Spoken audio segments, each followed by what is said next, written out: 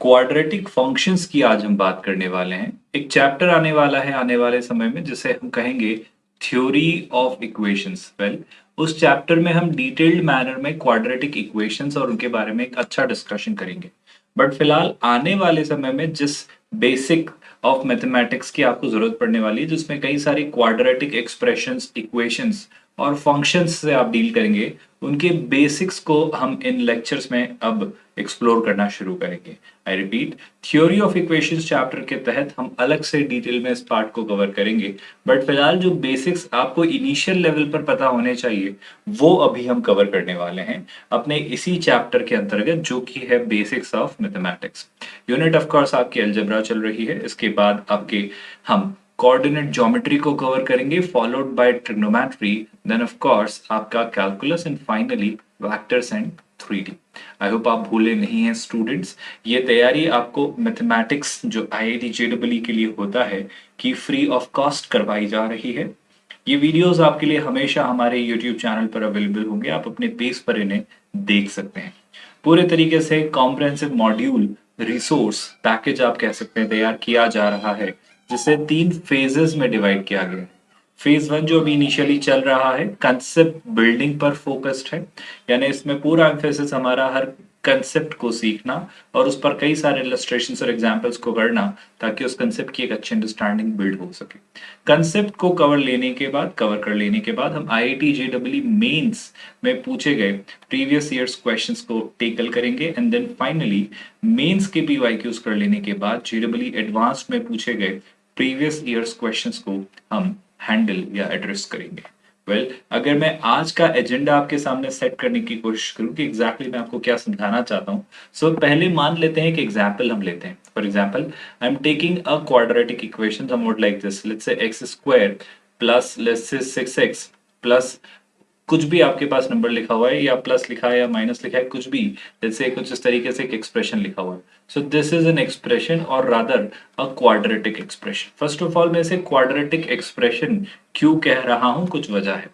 पहली बात, यहाँ पर जो वेरिएबल है दैट वेरिएबल इज एक्स। इस वेरिएबल की हाईएस्ट पावर जो मुझे दिख रही है दैट इज 2। सो इस पावर 2 की वजह से हम इसे क्वाड्रेटिक कह रहे हैं। आई रिपीट, मैं आपसे ये कहना चाह रहा हूँ, जो आपके पास वेरिएबल है एक्स, उसकी जो हाईएस्ट पावर मुझे विजिबल है दैट इज 2। यानी अगर आप इसे इस तरीके से कहना चाहें तो आप ऐसे भी कह सकते थे कि एक पॉलिनोमियल है डिग्री 2 में। अगर आपके पास एक पॉलिनोमियल हो डिग्री 2 में, डिग्री 2 यानी आपके पास जो वेरिएबल की हाईएस्ट पावर है दैट इज 2। ऐसे आप इस तरीके से भी कह सकते थे कि अगर आपके पास कुछ इस तरीके का एक एक्सप्रेशन है, ax² plus bx plus c, जहां बशर्ते आपको ये दिया हो कि जो a है वो 0 नहीं है, यानी x² वाली टर्म यहाँ मौजूद है, तो इस तरीके के एक्सप्रेशन को हम first of all quadratic expression कहते हैं। आई होप ये बात आपको डाइजेस्ट हो रही है। क्या डिस्कशन होने वाला है, क्या बातें मैं आपसे करना चाह रहा हूँ, जरा उन बातों पर दोबारा आते हैं। जब आपके सामने लिखा गया x² प्लस 6x माइनस 11, तो मैं इसको लेकर थोड़ा और आपको एक डिटेल्ड डिस्कशन देना चाहता हूँ। क्या कोई तरीका है स्टूडेंट जिससे इसे परफेक्ट स्क्वायर में कन्वर्ट किया जा सके? क्यों कर रहे हैं सर आप ऐसा? मेरा कहना है थोड़ा पेशेंस रखिए और सोचिए। परफेक्ट स्क्वायर यानी क्या मैं इसे इस तरीके के जो फॉर्मूले को आपने कभी आइडेंटिटी को पढ़ा होगा, a plus b whole raised to the power 2 which you write as a square plus b square plus 2 times ab, क्या इस तरीके की आइडेंटिटी में कन्वर्ट किया जा सकता है? Let's try and do that. So x square तो मैं एक्स स्क्वायर की तरह ही ट्रीट कर रहा हूं। 6x जो लिखा है, क्या मैं इसे 2 इंटू एक्स इंटू 3 लिख सकता हूं क्या? अब जब आपने ऐसा लिखा तो गौर से सुनिएगा स्टूडेंट्स, यहाँ आप इसे थोड़ी देर के लिए मान सकते हैं कि ये जो लिखा हुआ है ये a² लिखा हुआ है, ये लिखा है 2, ये लिखा है a। तो मैं क्या इस 3 को b की तरह ट्रीट कर सकता हूँ? और अगर 3 को मैंने b की तरह ट्रीट किया तो मुझे b² भी मिलना चाहिए था। तो अपनी मर्जी से मैंने 9 इस एक्सप्रेशन में ऐड किया है। आप किसी एक्सप्रेशन को अपनी मर्जी से चेंज नहीं कर सकते, तो टेक्निकली मुझे 9 इस एक्सप्रेशन में से सब्ट्रैक्ट भी करना होगा, और ऑलरेडी इस एक्सप्रेशन के पास 11 नेगेटिव में था, तो उसे तो लिखना ही है। मैं दोबारा आपको समझाने की कोशिश करता हूँ स्टूडेंट्स, ये वही f ऑफ x है, इसमें हमने कोई भी बदलाव नहीं किए हैं। अगर आप गौर से देखें तो ऐसा मैं क्यों कह रहा हूँ, गौर से सुनिएगा स्टूडेंट्स। यहाँ ये आपका x² आपको दिख रहा होगा, ये आपको पूरा 6x आपको दिख रहा होगा, और ये 9 से 9 अगर कैंसिल होगा तो -11 आपको दिख रहा होगा। सो ओवरऑल वही एक्सप्रेशन आपके सामने दोबारा लिखा गया है। पर सर इसमें ये मॉडिफिकेशन क्यों किए गए, इसे इस तरीके से क्यों लिखा गया, जरा पेशेंस के साथ देखिएगा। मैं आपसे कहता हूं इस पार्ट को दोबारा देखिए, x square plus three square plus two into x into three, जो बचा हुआ हिस्सा है -9 -11, दैट इज क्लियरली -20, उसे एक तरफ रखिए। अब अगर मैं अपने डिस्कशन को आगे बढ़ाऊं तो आपसे कहता हूं एफ ऑफ एक्स का ये वाला हिस्सा देखिए, क्या ये आपको A square plus B square plus two A B से रिजेम्बलेंस लगता हुआ दिखाता हुआ नहीं लग रहा, तो मैं कहूंगा इस पार्ट को अगर दोबारा देखें तो this is A square plus B square plus two A B, which means this F of X can be return is A plus B whole square, और आपके पास -20 तो ऑलरेडी है। वही एक्सप्रेशन जो मुझे दिया गया था x square plus six x minus 11, मैं कुछ मॉडिफिकेशंस की हेल्प से ऐसा लिख पा रहा हूं। क्या फायदा हुआ, क्यों किया, इस बात पर अब विचार करेंगे, गौर से सुनिएगा।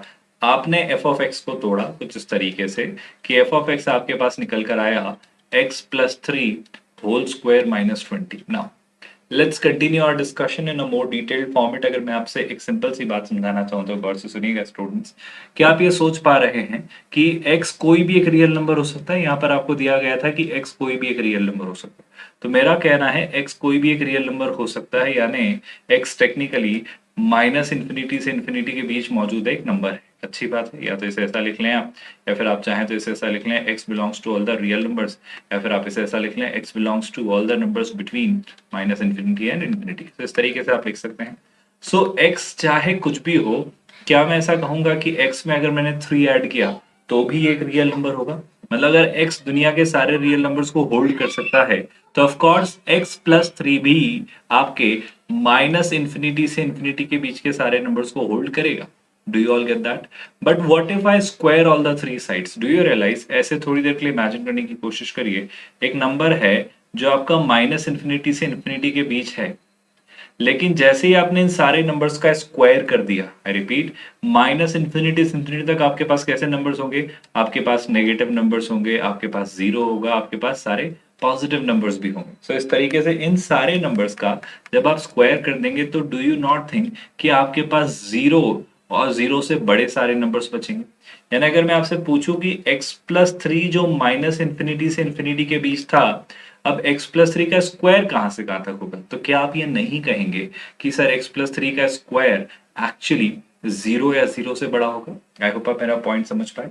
अब इस इन इक्वेशन में मैं दोनों तरफ 20 सब्ट्रैक्ट करता हूं, तो जैसे ही आप 20 सब्ट्रैक्ट करेंगे तो मैं कहूंगा x प्लस थ्री का स्क्वायर हमेशा जीरो या जीरो से बड़ा। 20 लेफ्ट हैंड साइड भी सब्ट्रैक्ट किया तो 20 राइट हैंड साइड भी सब्ट्रैक्ट कर दीजिए। यानी हम ये कंक्लूजन पर आ पा रहे हैं कि एफ ऑफ एक्स जो है आपका वो हमेशा -20 से बड़ा होगा। इस बात को कॉमन सेंस से ऐसे भी कहा जा सकता था कि ये जो x प्लस थ्री का होल स्क्वायर लिखा हुआ है, ये एक परफेक्ट स्क्वायर है। आई होप आपको मेरी लैंग्वेज समझ आ रही है, परफेक्ट स्क्वायर का क्या मतलब होता है। और अगर ये एक परफेक्ट स्क्वायर है x प्लस थ्री का होल स्क्वायर, तो परफेक्ट स्क्वायर की जो मिनिमम वैल्यू होती है वो होती है जीरो। यानी एफ ऑफ एक्स में ये जो एक्सप्रेशन है ये मिनिमम जीरो हो सकता है, और अगर ये जीरो हुआ तो 20 सब्ट्रैक्ट कर देने पर इसकी मिनिमम वैल्यू मुझे 20 मिलेगी। वरना क्या आप ये सोच पा रहे हैं कि x प्लस थ्री का होल स्क्वायर हमेशा जीरो से तो बड़ा ही होगा, और जैसे जैसे ये जीरो से बड़ा होगा, जीरो में से आप कुछ सब्ट्रैक्ट करेंगे फिक्स्ड नंबर, तो वैल्यू बढ़ती चली जाएगी। आई होप आप मेरा पॉइंट समझ पा रहे हैं। और अगर इस कॉमन सेंस से आप इस थॉट को नहीं बिल्ड कर पा रहे, तो ये आपके पास इन इक्वेशंस के थ्रू ये मेथड हमेशा साथ है। अच्छा, एक और जरूरी बात, सर ये एफ ऑफ एक्स की जो मिनिमम वैल्यू आपको -20 मिली है, ये एक्स की किस वैल्यू पर मिल रही है? मेरा कहना है कि एक्स प्लस थ्री का जो ये होल स्क्वायर आपने कहा जीरो या जीरो से बड़ा होगा, ये जीरो कब होगा? तो आप क्या ऐसा नहीं कहेंगे कि सर जब एक्स माइनस थ्री होगा, यानी टेक्निकली जब एक्स प्लस थ्री जीरो रहा होगा, जब x प्लस थ्री जीरो रहा होगा तो आपको इसकी मिनिमम वैल्यू मिली होगी, यानी x माइनस थ्री रहा होगा। यानी टेक्निकली एफ ऑफ एक्स की अगर मैं आपसे मिनिमम वैल्यू की बात करूं, मैं अगर आपसे पूछूं minimum value of F of X जो आपने कही कितनी, -20, कहाँ मिली? At x is equal to -3। दो बातें बड़े गौर से सुनिएगा स्टूडेंट्स, जब आपका x -3 होगा तो आपका f ऑफ x -20 होगा। अगर आपको और क्लैरिटी चाहिए तो जरा यहाँ पर बात करते हैं।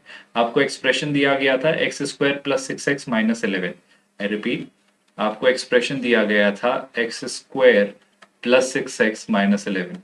इस मैथमेटिकल स्टेटमेंट के साथ मैं आपको ये ओपन चैलेंज देता हूं कि आप मुझे इस एक्सप्रेशन की, मैं दोबारा इसी एक्सप्रेशन की आपसे बात कर रहा हूं, x square plus 6x minus 11 की आप मुझे -20 से छोटी वैल्यू लाकर दे दीजिए, चाहे आप x की वैल्यू कोई भी रियल नंबर रख लीजिए। मेरा आपको ये ओपन चैलेंज है कि x की दुनिया में कोई भी रियल वैल्यू आप उठा के रख लीजिए। आप -100 रख लीजिए, आप +30 रख लीजिए, आप -1000 रख लीजिए, आप कोई भी रियल नंबर रख लीजिए। ये एक ओपन चैलेंज है मेरा आपको कि कोई भी नंबर रखने के बाद अगर आप मुझे f ऑफ x की -20 से छोटी वैल्यू लाकर बता पाए तो मुझे बहुत खुशी होगी। मेरा यकीन मानिए स्टूडेंट्स, ऐसा इम्पॉसिबल है। ऐसा अभी किसी भी रियल वैल्यू ऑफ x के लिए इसलिए इम्पॉसिबल है क्योंकि x square plus 6x minus 11 की जो मिनिमम वैल्यू होने वाली है, that is going to be -20। I hope you are able to understand my statement. If you still haven't understood it, I'll give you it. I'll make you understand it with more clarity. Have a look at this part.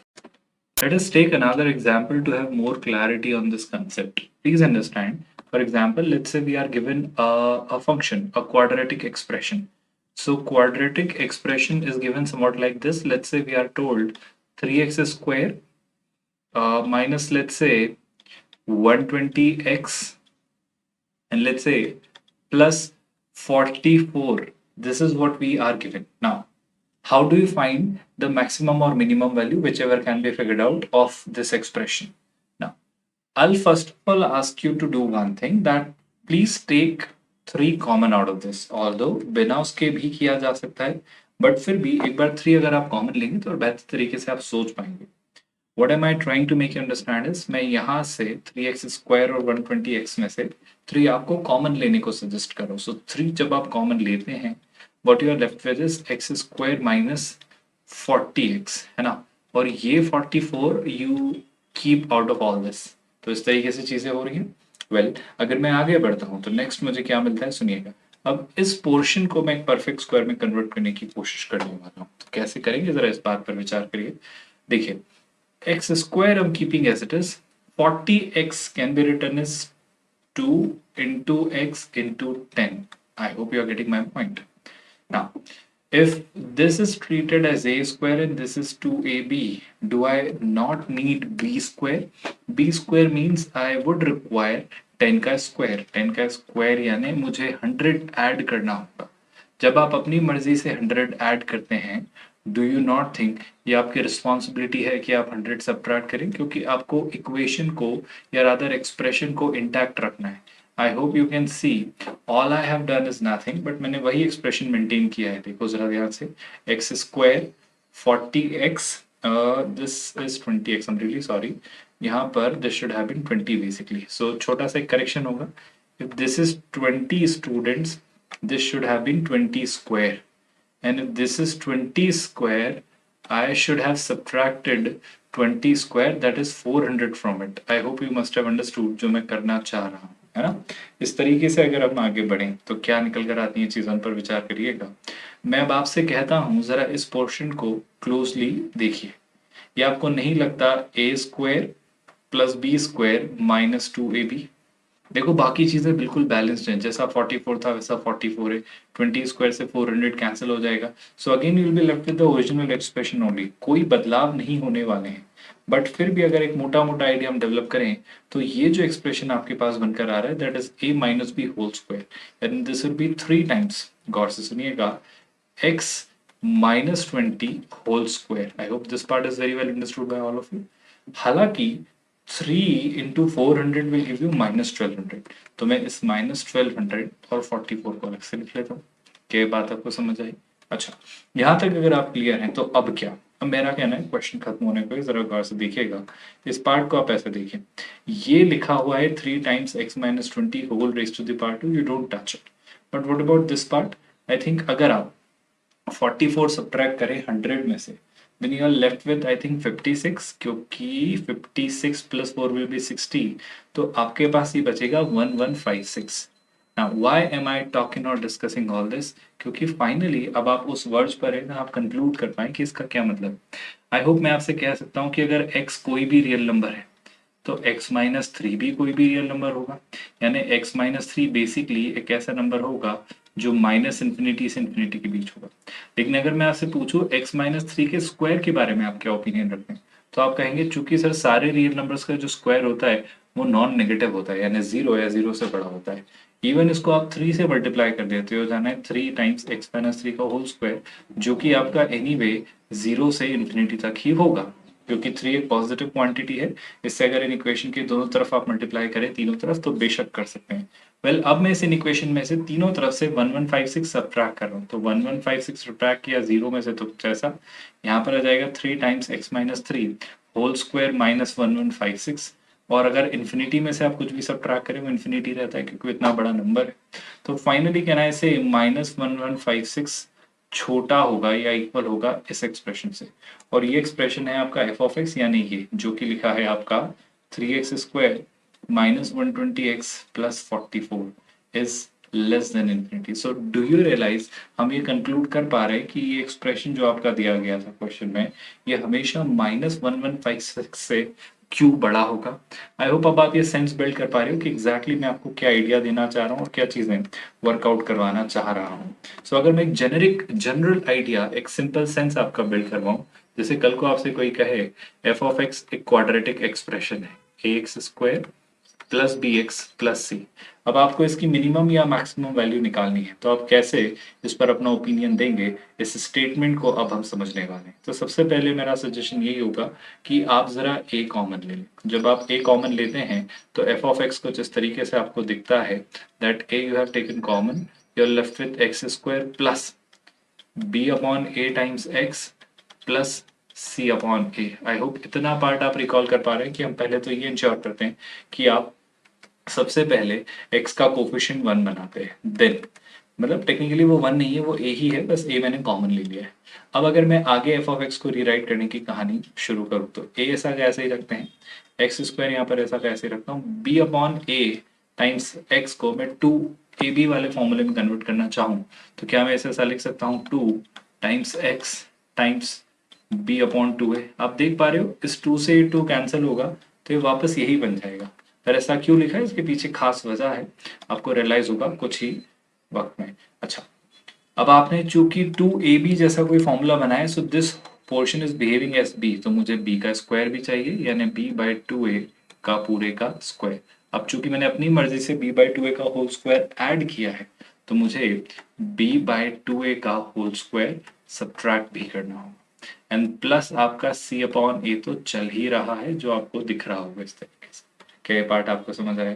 अगर आप दोबारा गौर से देखें तो मैंने कुछ नहीं किया है, ये पार्ट इससे कैंसिल कर देगा, यहाँ टू से ये टू कैंसिल हो जाएगा, तो अल्टीमेटली ये वही एक्सप्रेशन लिखा हुआ है जो यहाँ लिखा हुआ था, कोई मेजर बदलाव नहीं किए गए हैं। बट एडवांटेज क्या होगा जरा वो देखते हैं। देखो ए square plus 2ab plus b square, which means this can be treated as a plus b whole square, यानी मैं इसे लिख सकता हूँ x plus b by 2a whole square। I hope you all have understood this part। अब जो चीजें बच गई वो क्या है स्टूडेंट्स, ये इसे अगर मैं दोबारा देखूं तो ये कुछ इस तरीके से लिखा हुआ है b square upon 4a square plus c upon a। क्या इसका कुछ किया जा सकता है? Let's try and do something of this. यहाँ पर जो एक्सप्रेशन है a, इसे तो इंटैक्ट ही रखते हैं, यहाँ अंदर x plus B by two A है, इसे भी हम टच नहीं करते हैं। लेकिन अगर इसकी मैं बात करूँ तो अगर यहाँ मुझे 4a स्क्वायर एलसीएम आता हुआ दिख रहा है तो क्या मैं इसे ऐसा लिख सकता हूँ? स्टूडेंट्स बड़े गौर से देखिएगा, यहाँ पर मैंने कॉमन ले लिया है इसे नेगेटिव साइन को, जैसे मैं लिख रहा हूँ बी स्क्वायर माइनस, यहाँ से जब आप देखेंगे so this turns out to be something like this B square minus 4ac। Can you all see this? जो अभी एक्सप्रेशन हमारा निकल कर आ रहा है ये कैसे बन रहा है और ये कैसे चीजें आपको दे रहा है क्लैरिटी के साथ। आई होप बिना किसी कंफ्यूजन के आपने इसे देखा कि ये क्या एक्सप्रेशन आपका बन रहा है। अब अगर मैं आपको फाइनल अपना कंक्लूजन देना चाहूँ, फाइनल स्टेटमेंट आपको समझाना चाहूँ या पूरी क्लैरिटी के साथ अल्टीमेट वर्डिक्ट आपको दूं, तो क्या आपको ये नहीं दिख रहा कि ये जो एक्सप्रेशन है ये वही ओरिजिनल एक्सप्रेशन है जो आपका शुरू में था, जो कि था A X square plus B X plus C. पर सर इसको इस तरीके से आपने क्यों लिखा, इसको ऐसा बनाने का रीजन या वजह क्या रही है? तो मेरा कहना है बड़ी ही साधारण सी वजह है, गौर से सुनिएगा। जब आप x की वैल्यू, अच्छा मैं यहाँ से शुरू करता हूँ। मुझे ये दिया गया था कि आप x की कोई भी रियल वैल्यू रख सकते हैं, यानी आपको ये दिया गया है कि x आपका माइनस इन्फिनिटी से इन्फिनिटी के बीच रहता है। तो एक काम करते हैं, आप मुझे बताएं x plus B by two A, B by two एक कांस्टेंट वैल्यू होगी, क्या ये भी माइनस इन्फिनिटी से इन्फिनिटी के बीच होगा? जी हाँ, बिल्कुल होगा। आप मुझे बताइए x plus B by two A का होल स्क्वायर कहाँ से कहाँ तक होगा? तो आप कहेंगे x plus B by two A का होल स्क्वायर 0 से इन्फिनिटी तक होगा। अच्छा, ये सारी बातें आई होप यहाँ तक बहुत क्लैरिटी के साथ आप समझ पा रहे हैं कि क्यों ऐसा है और कहाँ ये कहानी कैसी घूम रही है। अब मैं तीनों तरफ से ये सब्ट्रैक्ट करता हूँ, किसे? इसे। अब अगर इसे सब्ट्रैक्ट किया तो ये एक्सप्रेशन कैसा बनेगा? ये बनेगा माइनस, यानी negative of B square minus four A C upon, I hope ये फोर ए स्क्वायर आपको बराबर दिख रहा है, so this is over here four A square, I hope you can see it very clearly, greater than equal to x plus b by 2a whole square minus आपका expression b square minus 4ac upon of course 4a square is less than infinity। ऐसा क्यों किया, जरा इसे देखिए। Now it all depends on A. मैं कुछ देर के लिए मान लेता हूँ, दो केस बना लेते हैं। जैसे कि पहला केस मान लेते हैं जब ए आपका ग्रेटर देन जीरो है। ए ग्रेटर देन जीरो है मतलब ए आपका एक पॉजिटिव नंबर है। आई होप ए जीरो तो हो नहीं सकता। तो ए अगर एक पॉजिटिव नंबर है और इस इक्वेशन में तीनों तरफ अगर मैंने ए से मल्टीप्लाई किया तो मुझे क्या मिलेगा, गौर से देखिएगा। मुझे मिलेगा minus A times B square minus four A C upon four A square to be less than equal to a times whole of this x plus b by 2a whole square minus b square minus 4ac upon 4a square। Now why are we discussing all this? I repeat, अगर मैं आपसे कहूँ ये expression क्या था, तो ये आपका ओरिजिनल एफ ऑफ एक्स ही था students, if you could recollect. तो ये आपका वही एफ ऑफ एक्स है जो आपको दिया गया था। सो ये आपका वही एफ ऑफ एक्स है जो कि दिया गया था A X square plus B X plus C. हाँ, ये बात हम जानते हैं, ये तब है जब ए कैसा है, पॉजिटिव। यानी अगर मैं इस ए से इस ए को कैंसिल होता देख पाऊँ तो टेक्निकली ये बन जाता है minus B square minus four A C upon four A. So मेरा आपसे पहला कंक्लूजन जो मैं आपको देना चाह रहा हूँ कि आपका क्वाड्रेटिक एक्सप्रेशन हमेशा negative of whole of B square minus four A C upon four A से बड़ा होगा अगर आपका ए पॉजिटिव है तो। अच्छा, बशर्ते ये बहुत इंपॉर्टेंट लर्निंग है स्टूडेंट्स, याद रखिएगा। खैर, इसे अगर आप ऐसे याद ना रखना चाहें तो फिलहाल अभी आप इसे इस मेथड से भी याद रख सकते हैं जो हमने यहाँ परफेक्ट स्क्वायर में कन्वर्ट करने वाली डेवलप की है। ये मेथड एक्चुअली यही है, बस इसे हमने यहाँ एल्जेब्रिकली सॉल्व करने की कोशिश की है। ऑल्दो जब हम कोनिक सेक्शन पढ़ेंगे और जब हम पैराबोला पर अपना डिस्कशन करेंगे तब मैं आपको और क्लैरिटी के साथ बताऊंगा। इवन थ्योरी ऑफ इक्वेशंस के दौरान भी हम डिस्कस करेंगे कि चीजें एग्जैक्टली कैसी हो रही है, बट फिलहाल अभी मान लीजिए कुछ ऐसा है।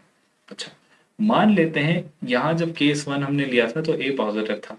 क्या होता अगर आपने ए को नेगेटिव बनाया होता? तो बात करके देख लेते हैं कि केस टू जब ए आपका नेगेटिव होता, हैड ए बी नेगेटिव आपके इस एक्सप्रेशन में, जब मैं दोनों तरफ ए से मल्टीप्लाई करता तो ए नेगेटिव होने के कारण साइन चेंज कर देता, यानी यहाँ पर आपके पास मिलता minus of course A times B square minus four A C upon of course four A. लेकिन ये sign less than equal to ना होकर ग्रेटर देन इक्वल टू होता और ये वही आपका एक्सप्रेशन बन जाता दोबारा A X square plus B X plus C. यानी इसे आप सिंप्लीफाई करते तो ये बन जाता negative of B square minus four A C, sorry यहाँ फोर ए स्क्वायर था, upon four A greater than equal to आपका एफ ऑफ एक्स। यानी ये लर्निंग भी याद रखिएगा, बाय द वे तब की बात है जब ए नेगेटिव है। ये दूसरी लर्निंग है कि आपका एफ ऑफ एक्स हमेशा इस एक्सप्रेशन से छोटा होता अगर ए नेगेटिव होता, वहीं इस केस में एफ ऑफ एक्स आपका इस एक्सप्रेशन से बड़ा होता अगर ए आपका पॉजिटिव होता। तो आई होप ये लर्निंग आपको बहुत क्लैरिटी के साथ बिल्ड हुई है कि एग्जैक्टली एफ ऑफ एक्स की मिनिमम और मैक्सिमम वैल्यू कैसे निकाली जाती है और क्या कही जाती है। हम इसी डिस्कशन को अपने नेक्स्ट लेक्चर में कंटिन्यू करेंगे जहां हम बात करेंगे एफ ऑफ एक्स के मैक्सिमा और मिनिमा की। एफ ऑफ एक्स के मैक्सिमा और मिनिमा की तब की जब एफ ऑफ एक्स एक क्वाड्रेटिक इक्वेशन है। We'll definitely meet in the next video with more clarity on this particular topic. I hope आप जानते हैं ये आपकी IIT JEE मैथमेटिक्स की प्रिपरेशन आपको करवाई जा रही है बिल्कुल फ्री ऑफ कॉस्ट। ये एक मॉड्यूल हम बिल्ड कर रहे हैं जिसमें कोई हिडन कॉस्ट आपको पे नहीं करनी है और इस प्रोग्राम में आपको हमेशा हर कंसेप्ट को डिटेल्ड मैनर में सिखाया जाएगा। उन कंसेप्ट्स को इलस्ट्रेशंस और एग्जाम्पल से पढ़ लेने के बाद हम मेंस के PYQs के थ्रू उन्हें और कंसोलिडेट करेंगे एंड ऑफ कोर्स जब सारे मेंस के PYQs हम कर लेंगे तब हम JEE एडवांस में पूछे गए PYQs को बेटा करेंगे। इस प्रोसेस में शुरुआत हमने एल्जेब्रा से की है, देन ऑफ कोर्स हम कोऑर्डिनेट ज्योमेट्री, ट्रिग्नोमेट्री, कैलकुलस और वेक्टर्स इन 3D के साथ इस प्रोसेस को कल्मिनेट करेंगे। विद दैट आई होप आप जानते हैं वीडियोस हमेशा आपको हमारे यूट्यूब चैनल पर प्लेलिस्ट में ऑर्गेनाइज्ड मैनर में एक्सेसिबल रहेंगे। You can always watch them at your own pace. With that let's meet in the next video. Thank you so much students.